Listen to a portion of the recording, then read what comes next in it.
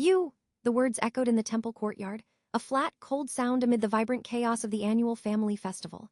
My cousin Rohan, the golden son, stood before me, his face a mask of pious disappointment. Garlands of marigolds hung from the temporary shrines, and the scent of incense and sweat clashed in the humid air.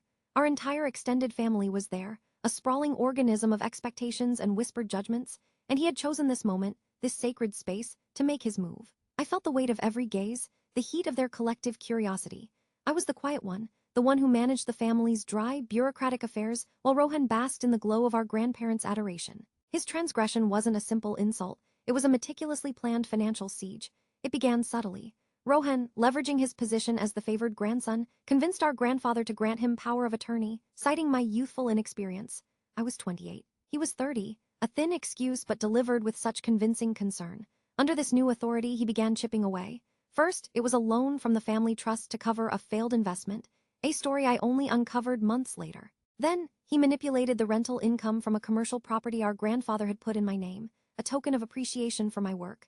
Rohan diverted the funds, claiming the tenants were delinquent, and presented me with falsified documents showing a fraction of the actual income. Each time I questioned him, he'd sigh, placing a hand on my shoulder. You always see the worst in people, cousin. I'm protecting the family's assets from your paranoia. The humiliation was a slow, cold burn. At Diwali, he announced a large donation to the temple in our grandfather's name, funds he'd siphoned. The family applauded his generosity. I sat silent, the account spreadsheets burning a hole in my mind. At a cousin's wedding, he publicly gifted me a small, mockingly insufficient sum to help with my finances, a performance of charity that painted me as the needy, incompetent relation. I played along, my politeness a strategic shield. I knew confronting him emotionally would be a loss. He thrived on drama. I needed evidence, a finality he couldn't manipulate. The breaking point was the will. Our grandfather, his health failing, decided to update his estate plans. Rohan, of course, was the primary point of contact with the lawyer. When the draft was circulated, I saw it immediately. A clause, buried in legal jargon, stated that any beneficiary who contested the will would forfeit their entire inheritance. It was a trap designed for me.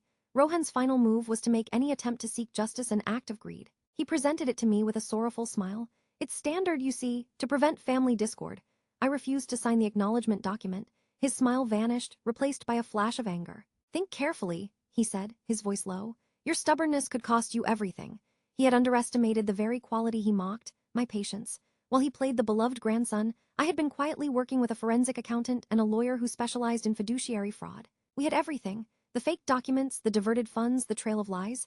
I didn't yell or accuse. I waited for the next family gathering, another temple function. As Rohan stood to make a speech about family unity, I stood as well. I handed out copies of a condensed report to every elder, every influential aunt and uncle. I didn't need to say much. The numbers spoke a language everyone understood. The fallout was swift and absolute. The golden sunshine turned to tarnish in an instant. The family was horrified, not just by the theft, but by the betrayal of trust within a sacred space. The clause in the will was voided by the evidence of his fraud. He was disinherited, ostracized. I was offered control of the estate. I accepted, not for the money, but for the principle. The last I heard of Rohan, he had left the city, his reputation in ruins. My retaliation wasn't emotional, it was evidentiary. I exposed him publicly and the truth did the rest.